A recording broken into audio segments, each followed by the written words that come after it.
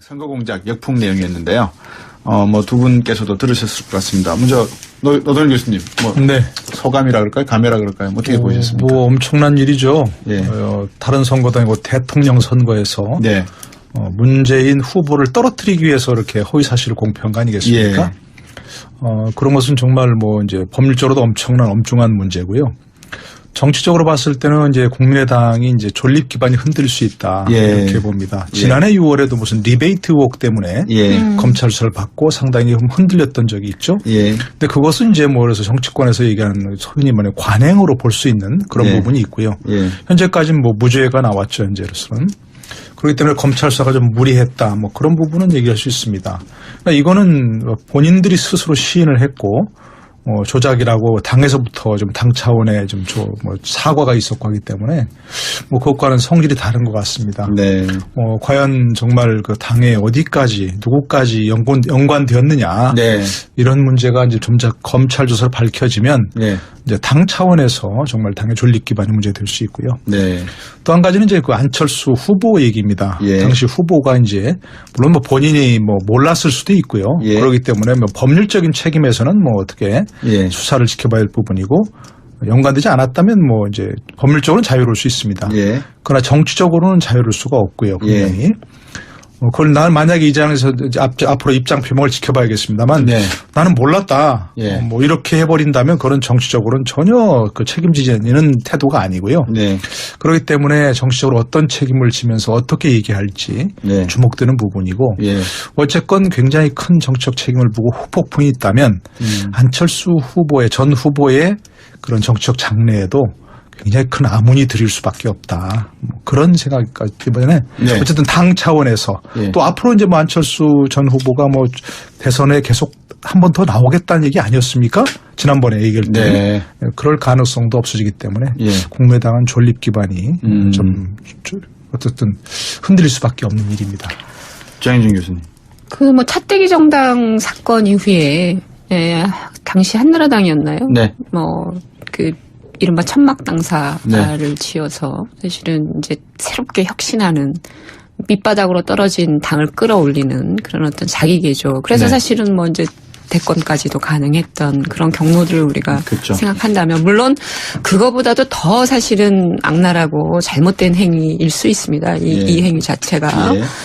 그럼에도 불구하고 이제 국민의당 입장에서는 교수님 말씀하신 것처럼 이게 이제 존립 기반이 완전히 흔들릴 것이냐, 당이 완전 공중분해될 것이냐, 아니면 그 천막 당사의 어떤 그 절박한 심정으로 돌아가서 당의 어떤 새로운 어떤 혁신 구조를 만들어낼 수 있을 것이냐, 이게 이제 관건인데요.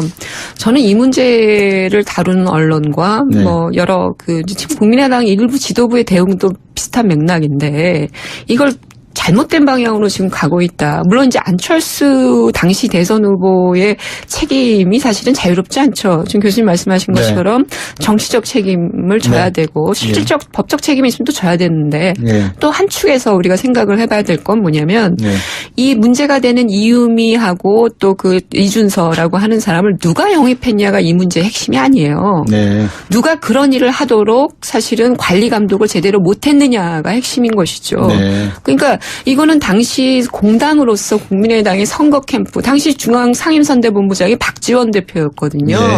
그 당시 모든 선거에 모든 A부터 Z까지 다 박지원 대표가 다 꼼꼼히 챙겼어요. 인사도 사실은 그 와중에 이루어진 누구를 어디에다 배치할 건가 이거를 상임선대본부장이 다 사실은 결정하는 체계였거든요. 만약에 국민의당이 그때 공당으로서 시스템이 있는 운영을 했다라고 하면 실제로 그런 체계를 갖추었을 가능성이 당연한 거 아니겠어요? 그 지휘 체계로 놓고 보면.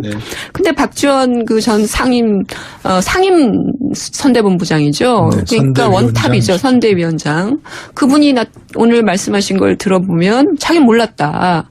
게다가 안철수 대표도 몰랐을 것이다. 뭐 이렇게 얘기하는 것이 사실 이게 맞는 건 모르면 더 문제 아닙니까? 이렇게 중요한 선거에 굉장히 중요한 문제를 불러일으킬 수 있는 이런 활동들을 선대본부장이 상임선대본부위원장이 그걸 모르고 있었다. 저는 이게 공당이 아니었다면 그럼 국민의당은 국민 세금 쓰면서 도대체 선거를 어떻게 치렀단 말입니까? 이런 이제 문제제기가 가능하고요. 그 중간에 있었던 공보단 단장, 뭐 공명선거 선거 추진본부장부터 시작 부탁을 해서 네. 공당으로서의 시스템의 지휘체계 안에 있는 모든 그 라인에 있는 사람들은 네. 지금 다 나와서 책임을 얘기를 해야 됩니다. 네. 그리고 박지원 대표도 특검하자 그럴 게 아니라요. 본인이 어디까지 알고 있었고 어떤 책임을 져야 하는지를 스스로 국민 앞에 얘기를 해야 됩니다. 네. 그러니까 이게 사실 국민의당의 현실적 모습이고 사실 이렇게 지난 선거를 치렀기 때문에 선거에 당연히 패배할 수밖에 없었던 거 아니냐. 예. 그걸 보여주고 있는 거거든요. 예. 그래서 안철수 후보의 책임을 따지는 거는 다른 문제고 예. 이유미와 이준서를 누가 영입했느냐가 중요한 문제가 아니라고 하는 점입니다. 예. 이들이 누구의 지위를 받아서 당시 선대본에서 활동을 했느냐가 중요한 거죠. 네. 그렇다면 그 조직 체계에 있었던 모든 사람들이 네. 책임을 져야 되는 거고요. 예. 국민의당 지금 진상조사단 꾸린다고 하는데 네. 거기서부터 따져 물어야 됩니다. 박지원 대표 자유로울 수가 없어요. 예.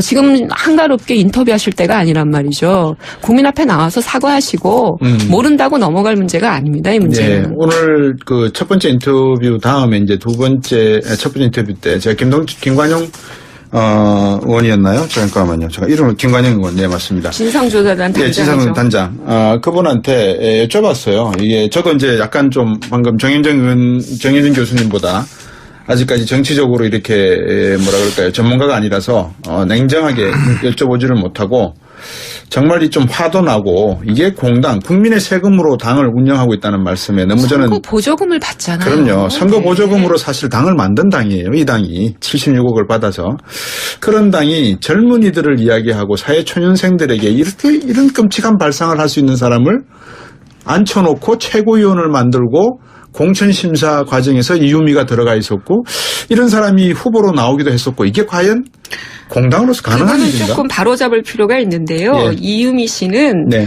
그 특정 그 여수 지역의 예비 후보로 신청을 했고요. 네. 그 선거 그 공천 심사에서 떨어졌지요. 그래서 떨어졌죠. 떨어졌고요. 예. 그거는 뭐 이제 본인의 출마의 자유는 있었고 그때는 그렇다고 보여지고 그리고 최고위원으로 영입한 것도 사실은 그 이준서 같은 그 청년 CEO들이 당시에 상당히 또 의미가 있었던 때가 있어서 그들을 영입한 것은 실제로 제가 볼 때는 그때 그 시점에서는 필요했었을 수 있어요. 근데 이들이 공당에 들어와서 어떤 방식으로 어떻게 활동했는가에 대한 나름대로의 책임 체계가 존재하는 거잖아요. 네. 모르겠습니다. 정치 구단이 할 수 있는 이야기인지 아니면 정치 꼼수 구단이 할 수 있는 이야기인지는 모르겠습니다만 박지원 전 대표는 두 가지 가지고 다 특검하자 그랬습니다. 특검을 해야 될 사안입니까? 아니면은 이 조사단에서 먼저 밝혀서 맹맹백백한 잘못과 사과를 해야 될 일입니까? 아니 왜 특검 얘기가 좀 왜 나오나요? 특검이라고 하는 것은 보통 이제 검찰 수사에서 도저히 뭐 정치적 중립성이라든지 이런 네. 문제 때문에 검찰 수사에서 제대로 밝히기 어려운 일이 있다. 그렇죠. 뭐 그러면 이제 뭐 특검을 해서 여야 합의를 해서 특검을 발의해서 특검하는 것이지. 지금은 이제 검찰 수사가 막 시작된 단계거든요. 네. 그러니까 검찰 수사가 이런 문제를 놓고서 무슨 정치적 중립성이 문제가 되어가지고 그럼요. 제대로 수사를 못하겠다.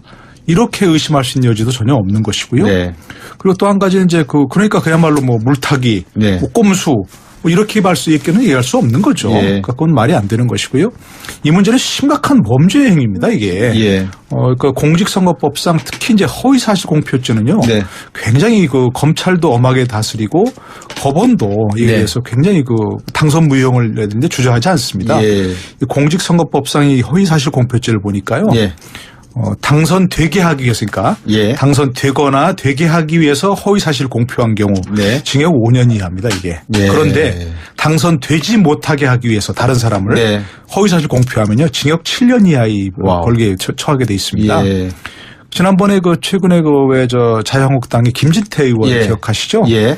뭐 공약 이행률이 뭐 몇이다 이렇게 한 거. 제가 보기엔 별로 심각한 문제도 아닌 것 같은데 그게 무슨 뭐 허위사실 공표죄로 지금 기소가 되어가지고 네. 1심에서 벌금 200만 원 나왔죠. 예. 아시지만 선거법상 벌금 100만 원 이상이면 그거는 이제 뭐 당선 무효입니다. 무효. 예. 그러니까 이건 어마어마한 심각한 범죄 행위거든요. 네. 그러니까 범죄 행위를 저질러서 검찰이 수사를 하는데 자체 조사를 한다? 무슨 자체 조사? 그것도 말이 안 되는 겁니다. 검찰의 수사를 기다려야 되는 것이지 그렇죠. 검찰에서 협조를 해야 되는 것이고 그러니까 지금 자신들이 조사를 해서 뭘 발표한다는 것도 어이없는 얘기입니다. 그래서 이거는. 중요한 부분을 지적해 주셨는데요. 이 문제를 놓고 국민의당의 대응 방식이 두 갈래로 나뉘어진 것을 아마 발견하실 거예요. 예. 그러니까 전 지도부, 그러니까 이 선거 때 예를 들어 일정한 책임을 가지고 있는 지도부는 아까 그 박지원 전 그 상임선대본부장이 얘기한 것처럼 특검을 한다거나 뭐 강공 드라이브로 정면 돌파하는 것처럼 그런 대응을 하고 있고요. 그러면서 진상조사 얘기가 나오는 거거든요. 사실은 자체 진상조사라는 게 제대로 작동한 적이 없어요. 지난번에 박선숙 그 의원과 김수민 그 리베이트 건도 진상조사단을 꾸려서 이상돈 의원이 당시 진상조사위원장을 했는데 그냥 흐지부지 하고 끝나버렸단 말이에요. 그러니까 그 전 지도부는 지금 그런 방식으로 이 문제를 해결하려고 하고 있고 지금은 박주선 비대위원장 그러니까 현재 그 지도부 비대위 체제니까 그 지도부는 사실은 검찰 조사를 기다려보고 검찰 조사를 세게 해야 된다. 그래서 명명백백하게 밝혀야 되고 그 부분에 당의 책임이 있다 그러면 당의 책임을 반드시 져야 된다. 이런 방식으로 사전에 지금 사과하고 이렇게 두 갈래로 가고 있는 거거든요. 그러니까 이 자체로 상당히 국민의당이 실제로 문제를 해결하는 방식에 있어서 전 지도부가 겸허하게 이 문제를 받아들이고 반성하지 않는다는 걸 보여주고 있는 거거든요. 그러니까 현 지도부도 스텝을 꼬이는 거예요. 당장 원내대표인 김동철 원내대표가 또 뭐라 그랬습니까? 특검 얘기를 또 같이 하게 되는 이런 아주 혼란들이 지금 나오면서 당이 이 문제를 열심히 적극적으로 뭔가 대응하고 국민 앞에 겸허하게 밝히고 명명백 이런 모습이 아니라 또 물타기하는 모습으로 지금 넘어간다는 거죠. 그러니까 그런 데 영향을 주고 있는 것도 사실은 박지원 전 상임선대위원장이 지금 계속 그렇게 일종의 물꼬를 터주고 있는 거거든요. 그렇게 하시면 안 된다는 거예요. 이제 그 합리적인 의심이 가는 건 이런 겁니다. 이런 문제가 이제 그때 대선에서 어떤 마지막 대선 막판 국면에서 정말 어떤 자칫했으면 엄청난 대형 악재가 될 수도 있는 거 아니겠습니까? 만약 이것 때문에 정말 과거 이회창 지금처럼 뭔가 허위 사실 유포 때문에 당선이 안 됐다. 이러면 또 엄청난 물꼬가 바뀔 수 있는 부분이고요. 이런 문제를 이제 지금 또 고소 고발이 돼 있었고요. 그런데 이제 그 끝나고 나서도 당에서 전혀 진상에 대해서 관심이 없었을까? 전 그렇게 생각하지 않습니다. 합리적인 의심은 분명히 검찰 수사가 들어올 것이고요. 고소 고발이 돼 있으니까. 그래서 문제인데 그러면 그 다 선거 끝났으니까 우리 다 끝났다. 하고 가만히 있었을까? 전 그렇지 않았을 거라 생각합니다. 박주선 비대위원장도 그렇고 이 문제를 아주 굉장히 강하게 제기했던 그 이용주 의원도 그렇고 또 김인원 공명선거 부단장인가요? 그분도 그렇고 다 검사 출신입니다. 그리고 검찰 출신이 좀 많습니까? 그렇죠. 우리 국민의당 김경진 의원, 천정배 의원 검사 출신은 아니지만 어쨌든 어쨌든 굉장히 많습니다. 법조인들이. 율사들이. 그리고 대변인들도 참 방송에 나와서 막 그 문준영 의혹 가지고서 계속 크게 큰 소리로 떠들었던 사람들 중에 법조인들도 많고요. 법조인의 기본은 뭐냐면요. 공격만 하는 게 아닙니다. 항상 방어를 생각합니다.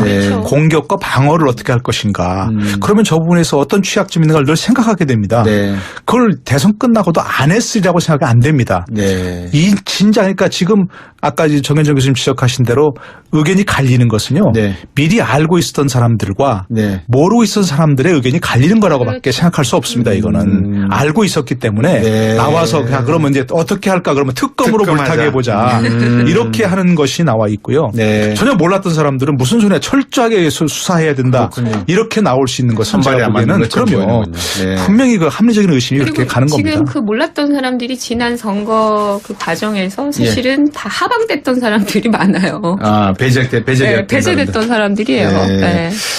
청취자 여러분들께 제가 송구스럽다는 말씀을 드려야 된다는 생각이 드는 게 제가 이렇게 정치를 잘 모르고 미숙하다 보니까 첫 번 인터뷰할 때 우리 김관영 의원한테 질문할 때 송곳 질문을 못한 것 같아요. 이러한 내용들을 좀 알고 있었으면 김관영 의원한테 좀 더 날카로운 질문을 던졌을 건데 대신에 청취자 여러분들께서 지금 노동현 교수님과 또 정현정 교수님께서 상세하게 어떤 역학적 관계가 숨어 있을 수 있는지에 대해서 요약해 주고 계시니까 참고하시면 될 것 같습니다. 방금 하신 말씀은 국민의당 안에 이 사실을 사전에 알고 있었던 사람들과 전혀 몰랐던 사람들 간에 지금 대응법이 두 가지로 나뉘고 있다. 알고 있었을 수도 있었던 사람들은 특검하자라는 식으로 빠져나가려고 지금 하고 있고 전혀 몰랐던 사람들은 철저하게 조사해서 자잘못을 가리자 이렇게 정면 돌파로 나오고 있다는 말씀입니다. 여기에 이제 안철수 전 대표의 책임 문제에 대해서 한번 여쭤보지 않을 수가 없습니다. 어떻게 정치적 책임은 져야 되지 않을까요? 책임이 있죠. 그거 아니어도 지금 안철수 장시 대선 후보는 어려운 상황 아니겠어요? 정치적으로. 네. 예. 지금 국민의당은 대선 평가도 지금 하고 있는 상태거든요. 자체 평가 백서를 남기는 작업들. 그러니까 이런 과정에서 패배 요인 사실은 가장 많은 걸 알고 있는 분 아니겠어요. 그렇다면 정치적 책임은 뭐 피해갈 수 없을 것 같고요. 그리고 이렇게까지 공당이 실제로 아까 말씀드린 것처럼 대선 후보이면서 또 전직 당대표였습니다. 그렇죠. 그러니까 이런 모든 시스템 자체가 제대로 가동이 안 됐다라고 하는 점에서 안철수 대표 그 당시에도 사당화 논란이 있었잖아요. 이게 공당이 아니었다는 걸 보여주는 거거든요. 그렇죠. 그렇다면 그런 차원에서 안철수 전 대표나 후보는 사실 이 책임으로부터 자유로울 수 없습니다. 자, 문재인 대통령 당선 이후에 상당히 정리해야 될 문제들이 많이 있습니다만 어쨌든 국민의당 문제가 이제 수면 위에 사실 부상하고 있는 상황인 것 같습니다. 국민의당 문제와 더불어서 바른정당은 이해운 의원을 대표로 선출했고요. 이제 자유한국당이 홍준표 전 지사 그리고 원유철 의원 한 3분 정도가 지금 전당대회에서 대표를 경선을 하고 있는 것 같고 국민의당도 사실 이원주 의원과 천정배 의원, 정동영 의원이 아마 전당대회에 나와서 대표를 놓고 있죠. 야당 3당이 지금 전당대회를 하고 있습니다. 어떻게 보십니까? 노동일 교수님. 일단 이해운 대표 당선도 상당히 의미가 있는 거라고 보고요. 그래서 그 부분을 먼저 얘기하고 싶은데요. 지금 그렇게 되면 이제 정의당의 심상정 대표까지 포함해서 5당의 대표 중에 3명이 지금 여성 아닙니까? 문재인 대표의 공약이 여의도에서부터 지금 실현됐습니다. 문재인 대통령이요. 문재인 대통령이에요. 왜 그러세요? 대통령 된지 며칠 안 되셨어요. 아주 축하할 일이고요. 저는. 축하를 벌써 지금 3분을 말씀하셨어요. 그러니까 아주 축하할 일이라고 생각하고요. 또 말씀하시네요. 그러니까 정말로. 그런데 이제 문제는 지금 그런 겁니다. 이제 과연 여성 대표들끼리 속된 말 아이들 말로 그러죠. 케미가 더 좋아질까? 코드가 맞을까? 아니면 오히려 라이벌 의식이랄까? 뭔가 미묘한 그런 신경전이 더 벌어질까? 전 그런 걸 조금 관심 갖고 보고 있어요. 그 케미 안 맞는 질투 싸움하는 그러니까 그렇게 보시는 게 남성관이 남성들의 여성관이 여자의 적은 여자라고. 그죠. 그래서 혹시 그럴까? 저는 그래서 이해원 대표의 역할이 상당히 중요할 수 있다 이렇게 생각합니다. 그분이 이제 인상도로서 후덕한 그런 만면의 이미지고 발언은 강성으로 하지만 그런 이미지기 때문에 후덕한 이미지이기 때문에 그런 어떤 추미애 대표나 이런 좀 그런 좀 까칠한 분들 사이에서 짧게 윤활유 역할을 하면 어떤 그 당이 지금 협치가 여의도 전국이 잘 안 되고 있는데 오히려 좀 좋은 그런 방향으로 갈 수도 있지 않을까 해서 기대를 많이 하는 편입니다. 정말. 저는 이해운 대표를 보면서 무슨 이제 여성 문제를 떠나서요. 그분이 원래 원박 아닙니까? 원조 박근혜였는데 이제 중간에 무슨 일이 있었는지 사실은 이제 좀 먼박이 되신 분이죠. 먼박이 됐죠. 그래서 지금 자유한국당과 바른정당의 관계 정립이 어떻게 될까 좀 고민이 돼요. 물론 이제 홍준표 후보가 이제 당대표가 돼서 또는 다른 어떤 당대표, 예를 들면 이제 친박 원유철 의원이나 이런 분이 또 당권을 잡게 되면 이 관계가 사실은 또 어떤 방식으로 정립이 될지, 정계 개편이 과연 있을지 지방선거를 앞두고 오히려 이제 그 먼박의 어떤 이해운 대표가 과연 자유한국당과 뭔가를 추진할 수 있을지 이런 것도 사실은 조금 미지수로 남는다는 생각이 들고요. 국민의당은 아까 말씀하셨는데 이번 이 이유미 건으로 통해서 8월에 전당대회를 할 수 있을까 고민이에요. 이 상태로 전당대회를 할 수 있을까요? 혹시 민주당의 일부는 휩쓸려 들어가고 나머지는 민주당에서 받겠습니까? 이렇게 증거조사까지 해가지고 정권을 힘들게 만든 후보를 힘들게 만들었는데 만약에 그게 사실이라면 그걸 받아들이겠습니까? 민주당에서 정치적으로 가능성은 이런 거죠. 이제 범죄 혐의가 있는 사람들은 이제 사법 처리가 되고 나머지 이제 잘 몰랐던 순수한 사람들은 이제 개별적으로 입당하는 그래서 국민의당 공중분해된 시나리오도 가능할 수 있죠. 국민의당은 공중분해되는 시나리오에 저는 저는 한 표를 일단 던져놓고요. 공중 분해가 아니라 예를 들어서 뭐 일부 의원들이 흡수가 되고 국민의당이 다 잔존할 수 있겠죠. 그리고 또 다른 정계 개편을 할 수가 있겠죠. 예. 정윤진 교수님은 국민의당에 애정이 많으세요? 제3당 한다고 얼마나 우리가 열심히 기대를 가졌는데 이렇게 제3당이 총선 한번 치르고 몰락을 하면 되겠습니까? 총선과 대선을 한번 치르셨죠. 네, 그 제3의 길을 가야죠. 양대 정당의 그 기득권을 우리가 언제 얘기를 끝내야 되겠습니까? 그런데 이제 더 이상 새로운 정치 이야기와 마크롱이나 뭐라 그럴까요, 버니 샌더스 이런 벤치마킹하는 것은 좀 삼가하시고 자기의 모습을 좀 보여주는 노력을 했으면 하는 생각이 들고요.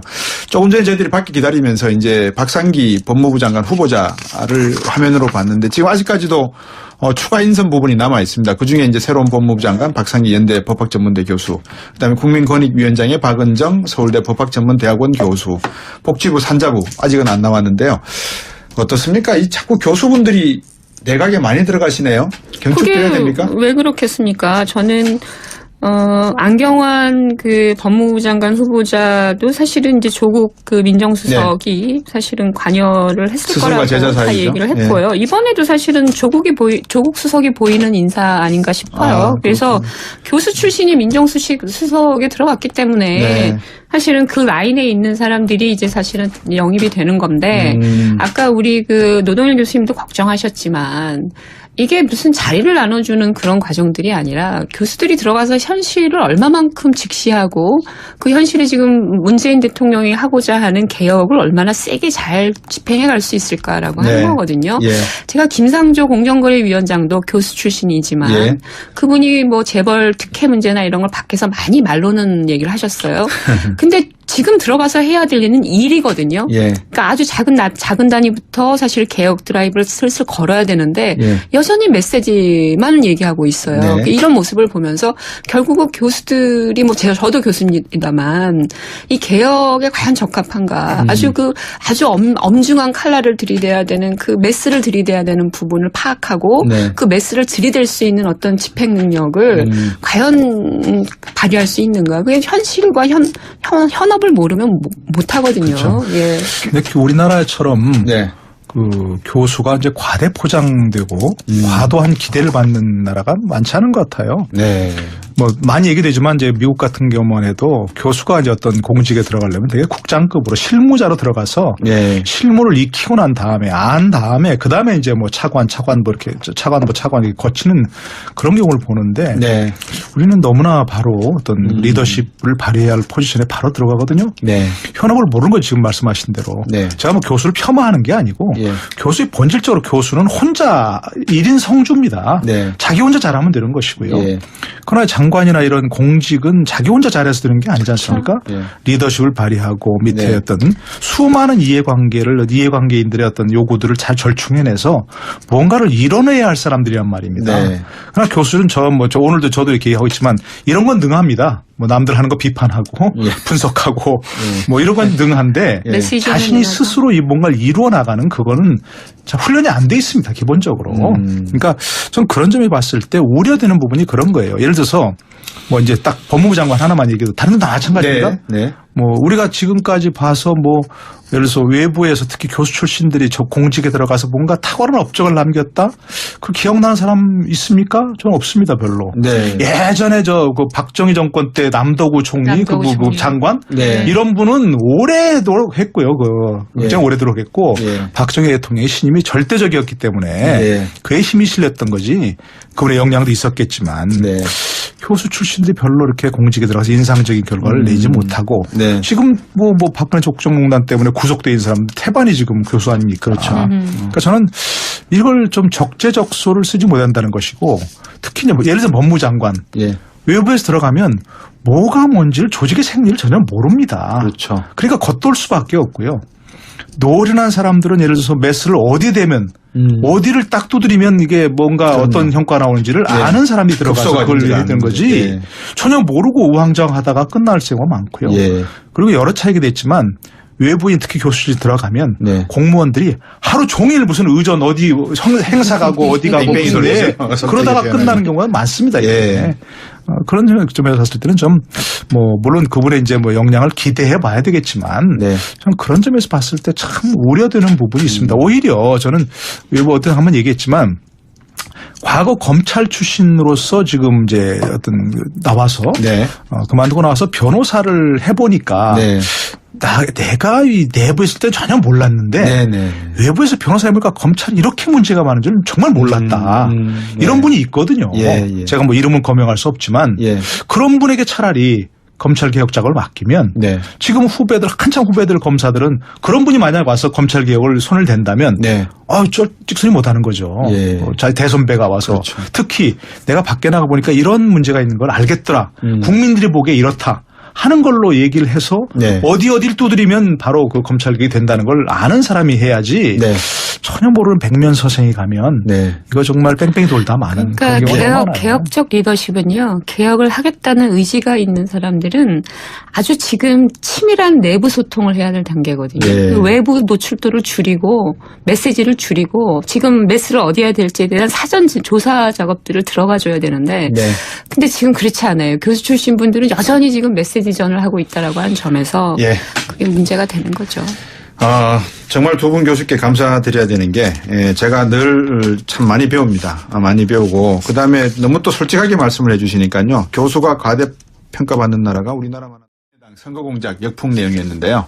뭐 두 분께서도 들으셨을 것 같습니다. 먼저 노동현 교수님 네. 소감이라 그럴까요? 감회라 그럴까요? 어떻게 보셨습니까? 뭐 엄청난 일이죠. 예. 다른 선거도 아니고 대통령 선거에서 네. 문재인 후보를 떨어뜨리기 위해서 이렇게 허위 사실을 공표한 거 아니겠습니까? 예. 그런 것은 정말 뭐 이제 법률적으로도 엄중한 문제고요. 정치적으로 봤을 때는 이제 국민의당이 이제 존립 기반이 흔들릴 수 있다. 예. 이렇게 봅니다. 지난해 6월에도 무슨 리베이트 의혹 때문에 검찰 수사를 받고 상당히 흔들렸던 적이 있죠. 예. 근데 그것은 이제 뭐 그래서 정치권에서 얘기하는 소위 말하는 관행으로 볼 수 있는 그런 부분이 있고요. 현재까지는 뭐 무죄가 나왔죠. 현재로서는. 그렇기 때문에 검찰 수사가 좀 무리했다. 뭐 그런 부분은 얘기할 수 있습니다. 그러니까 이거는 본인들이 스스로 시인을 했고 조작이라고 당에서부터 좀 당 차원의 좀 사과가 있었고 하기 때문에 뭐 그것과는 성질이 다른 것 같습니다. 네. 과연 정말 그 당에 어디까지 누구까지 연관되었느냐. 네. 이런 문제가 이제 좀 검찰 조사로 밝혀지면 네. 이제 당 차원에서 정말 당의 존립 기반이 문제될 수 있고요. 네. 또 한 가지는 이제 그 안철수 후보 얘기입니다. 예. 당시 후보가 이제 물론 뭐 본인이 뭐 몰랐을 수도 있고요. 예. 그렇기 때문에 뭐 법률적인 책임에서는 뭐 사실 이렇게 지난 선거를 치렀기 때문에 선거에 당연히 패배할 수밖에 없었던 거 아니냐. 예. 그걸 보여주고 있는 거거든요. 예. 그래서 안철수 후보의 책임을 따지는 거는 다른 문제고 예. 이유미와 이준서를 누가 영입했느냐가 중요한 문제가 아니라고 하는 점입니다. 이들이 누구의 지위를 받아서 당시 선대본에서 활동을 했느냐가 중요한 거죠. 네. 그렇다면 그 조직 체계에 있었던 모든 사람들이 네. 책임을 져야 되는 거고요. 예. 국민의당 지금 진상조사단 꾸린다고 하는데 네. 거기서부터 따져 물어야 됩니다. 박지원 대표 자유로울 수가 없어요. 예. 지금 한가롭게 인터뷰하실 때가 아니란 말이죠. 국민 앞에 나와서 사과하시고 모른다고 넘어갈 문제가 아닙니다. 이 문제는. 예. 오늘 그 첫 번째 인터뷰 다음에 이제 첫 번째 인터뷰 때 제가 김관영 의원이었나요? 잠깐만요. 제가 이름을 김관영 의원. 네, 맞습니다. 진상조사단 단장이죠. 네, 진상조사단 단장. 그분한테 여쭤봤어요. 이게 저도 이제 약간 좀 방금 정현정 교수님보다 아직까지 정치적으로 이렇게 뭐라 그럴까요? 전문가가 아니라서 냉정하게 여쭤보지를 못하고 정말 좀 화도 나고 이게 공당 국민의 세금으로 당을 운영하고 있다는 말씀에 너무 저는 선거 보조금을 받잖아요. 그럼요. 선거 네. 보조금으로 사실 당을 만든 당이에요. 이 당이 76억을 받아서 그런 당이 젊은이들을 이야기하고 사회초년생들에게 이런 끔찍한 배치할 건가 이거를 상임선대본부장이 다 사실은 결정하는 체계였거든요. 만약에 국민의당이 그때 공당으로서 네. 시스템이 있는 운영을 했다라고 하면 실제로 그런 체계를 갖추었을 가능성이 당연한 거 아니겠어요? 네. 그 지휘 체계로 놓고 보면. 네. 근데 박지원 그 전 상임 선대본부장이죠. 네, 그러니까 원탑이죠. 선대위원장. 그분이 오늘 말씀하신 걸 들어보면 자기 몰랐다. 게다가 안철수 대표도 몰랐을 것이다. 뭐 이렇게 얘기하는 것이 사실 이게 맞는 건 모르면 더 문제 아닙니까? 이렇게 중요한 선거에 이 굉장히 중요한 문제를 불러일으킬 수 있는 이런 활동들을 네. 선대본부장이 상임선대본부위원장이 그걸 모르고 있었다. 저는 이게 공당이 아니었다면 그럼 국민의당은 국민 세금 쓰면서 도대체 선거를 어떻게 치렀단 말입니까? 네. 이런 이제 문제제기가 가능하고요. 예. 그 중간에 있었던 공보단 단장, 뭐 공명선거 선거 추진본부장부터 시작을 해서 네. 공당으로서의 시스템의 지휘 체계 안에 있는 모든 그 라인에 있는 사람들은 네. 지금 다 나와서 책임을 얘기를 해야 됩니다. 예. 그리고 박지원 대표도 특검하자 그럴 게 아니라요. 본인이 어디까지 알고 있었고 어떤 책임을 져야 하는지를 스스로 국민 앞에 얘기를 해야 됩니다. 네. 그러니까 이게 사실 국민의당의 현실적 모습이고 악랄하고 잘못된 행위일 수 있습니다. 이 행위 자체가. 예. 그럼에도 불구하고 이제 국민의당 입장에서는 교수님 말씀하신 것처럼 이게 이제 존립 기반이 완전히 흔들릴 것이냐, 당이 완전 공중분해될 것이냐, 아니면 그 천막 당사의 어떤 그 절박한 심정으로 돌아가서 네. 당의 어떤 새로운 어떤 혁신 구조를 만들어낼 수 있을 것이냐, 네. 이게 이제 관건인데요. 저는 이 문제를 다루는 언론과 네. 뭐 여러 그 지금 국민의당 일부 지도부의 대응도 비슷한 맥락인데 이걸 잘못된 방향으로 지금 가고 있다. 물론 이제 안철수 당시 대선 후보의 책임이 사실은 자유롭지 않죠. 지금 교수님 말씀하신 네. 것처럼 정치적 책임을 져야 네. 되고 실질적 법적 책임이 있으면 또 져야 되는데 네. 또 한 축에서 우리가 생각을 해봐야 될 건 뭐냐면 네. 이 문제가 되는 이유미하고 또 그 이준서라고 하는 사람을 누가 영입했냐가 이 문제의 핵심이 아니에요. 네. 누가 그런 일을 하도록 사실은 관리 감독을 제대로 못했느냐가 핵심인 것이죠. 네. 그러니까 이거는 당시 공당으로서 국민의당의 선거 캠프, 당시 중앙상임선대본부장이 박지원 대표였거든요. 네.